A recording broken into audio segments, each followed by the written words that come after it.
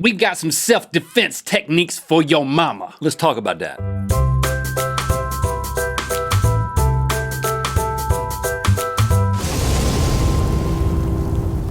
Good mythical morning. Mother's Day is rapidly approaching, and we've all got them. Some of us love them more than others love theirs, but let's not get into that. Let's just remain positive. You went there, huh? Especially since it's the top of the episode. And we're willing to give you advice. We ask you on Facebook to ask us, and now we've taken some of those Facebook questions related to moms. Love this. We're gonna answer these. Nathan Cook asks, how do you acquire a means of self-defense for mothers to use? Something that will put a man down in a single shot, but that looks feminine and elegant. Well, Nathan, you're specifically requesting something that allows a woman or a mom to maintain her femininity and her elegance while she's kicking butt and taking names. Well, incidentally, that question was answered in a 1947 instructional video that we will show you now.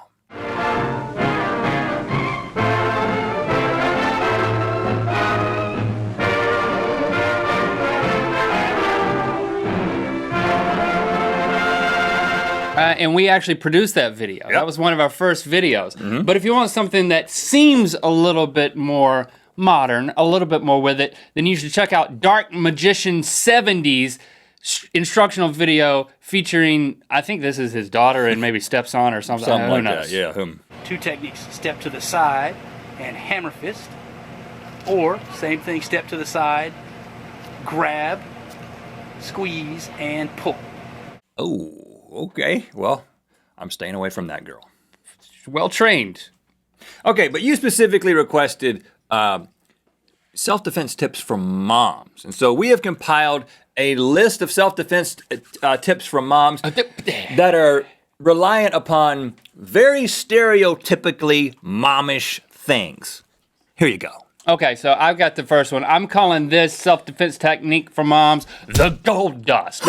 What most moms don't realize is that they are pretty much all carrying around one of the most dangerous weapons on the market. The bag of goldfish crackers. An attacker comes up, just take your hand down into the bottom of that satchel and pull out the dust and blind the attacker. I think they do this in pro wrestling too, but they don't use goldfish. And if you get the extra sharp cheddar cheese ones, it's even stingier. And sharper. Yeah. That's why they call it sharp. How about this? The casserole. Now this, emphasis on roll, this requires that you move to a high place. So if you're being chased by someone, go to a high point like the top of a hill. And it also requires having a casserole in your hands. I don't know what this is actually. Well, that's moms always have casseroles. Like in her backpack. In their hands. And when your attacker comes up to you, present the casserole towards their face. As they begin to smell it and take in its goodness, just push it into their face, and they will most likely take it and roll down the hill, and you will be safe. The casserole. What a waste of a good casserole. I recommend the chicken and Ritz cracker topped casserole for this technique. Oh, I love the chicken with some poppy seed. Chicken poppy seed casserole. Just don't go to a drug test after getting that poppy seed. Oh man, I love those so much. You will fail. Can we just talk about the poppy seed chicken casserole for the rest of the episode? Yeah, there's opium in those poppy seeds. No, that's not. All right. My next technique is the are you pregnant much? Now this requires A, not being pregnant, and B, wearing a fake pregnant belly and walking around. Because what attackers like to do is they like to come up and say, oh, are you pregnant? When are you due? Can I touch it? And that's when you got them. Because then you say, sure, you can touch my pregnant belly. Uh-huh. You're not a weirdo for asking me that. Yep. And then when they touch it, the key is you've got a taser in there. Oh, taser belly. Yep. Are you pregnant? But what if you do much? get pregnant and then they ask, you can't put a taser next to the actual baby. You got to face it the right direction. It's just like my belly button's popping because I'm pregnant. It's really a taser. I guess I would say go with the casserole. Okay, well, how about the baby sling sneak attack? Now, this is a little touch and go because you have to actually convince your attacker to get into one of those baby slings that you're wearing.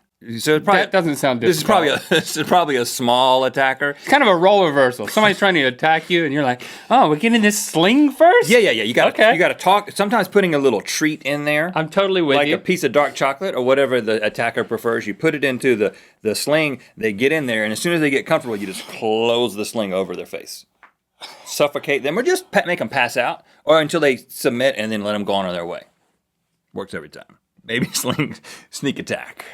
totally reasonable. Okay, mine involves bait too. It's called the PB and jab.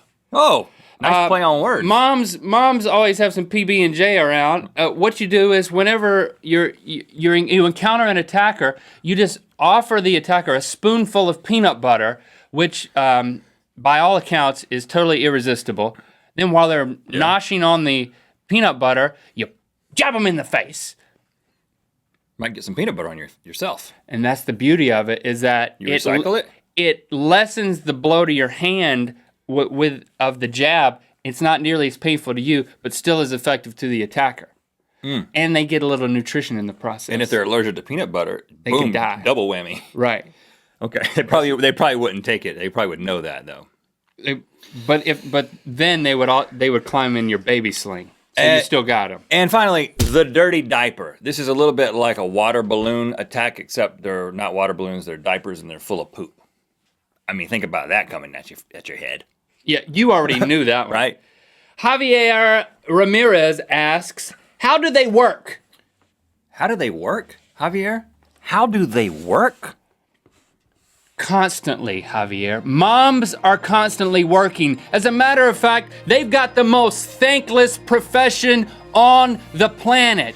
Constantly working, never being thanked. Cleaning up poop, telling you not to pick your boogers, Shuttling to and fro, children of all ages to things. reminding you to not get tattoos before you're of age. And just totally making you into the person that you are.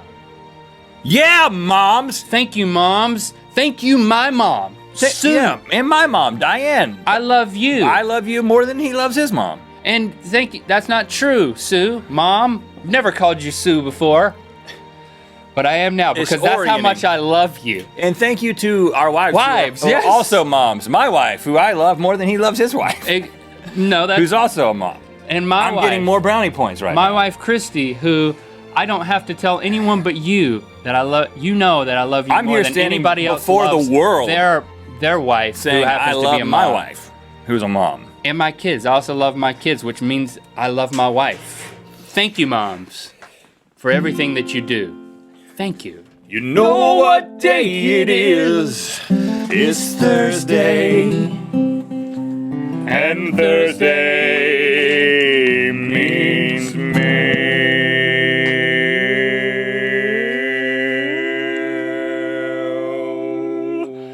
Wow, Jen. Jen brought that over all by herself. No, it just happened magically. Listen, people, Mythical Beasts, mail us things to our P.O.Stufus box. We'll get it. And then we'll send you something if we highlight it on the show. And everything we send Go Packers. that you send goes on the Mythical Mail Builder. Hello, Rhett and Link. Love to watch your show and all the crazy, wonderful things that you do. We watch it every day in Tokyo. What?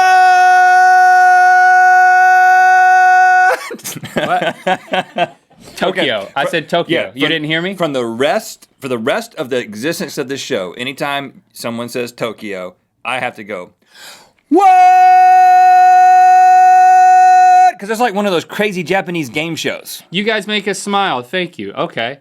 Here are toe socks for Link and Rhett. This is because I said this is my guilty pleasure, Where are those toe my socks secret from? desire. Where are those toe socks from? I'm not telling you. And this right here is a denture Jello mold for you, Rhett. I sent some interesting and different Japanese candy that I thought you might like too. How does it? We'll eat this in Good Mythical More. From your biggest American fans in Tokyo, What? Alice and Gabriel. This is for someone with a misaligned jaw, though. I can't get my top jaw and my bottom jaw. You eat them. That's the irony of it. All right, I'll put these on a Good Mythical More too. Support the show by signing up for a hassle-free mobile phone experience at TING. Use RhettandLink.ting.com for a $25 credit. You know what time it is. I'm Alex. And I'm Zoe. And we're at Disneyland. It's time to spin the wheel of mythicality. Hey, don't forget that you can utilize the mail system and send us things that we will then either put onto the boulder or talk about on the show. Mail is getting kind of light. In Good Mythical More, click through to where we eat this fancily labeled Japanese candy. Let's explore together. Rhett volunteers for Link at the Hunger Games. an announcer up there. Yeah, she's weird looking. Got white hair. The next contestant on the Hunger Games is Link Neal. Oh, snap. No. I'm gonna go forward, but I really don't want to. Hoping someone will. Yes. I volunteer as tribute. Great, go for it. Not sad at all. I volunteer as tribute. They're saying okay. Go for it. Are we good? You know what? Yeah. All right, here I come. See you in a little bit, brother. Thanks, man. And gummies. Guys. Slap it on your face. Slap yourself. You lick it first, and then it'll hit you. I really want to visit Japan. Why, you ask? Oh, man. Because of all this candy. I don't know why Hello. candy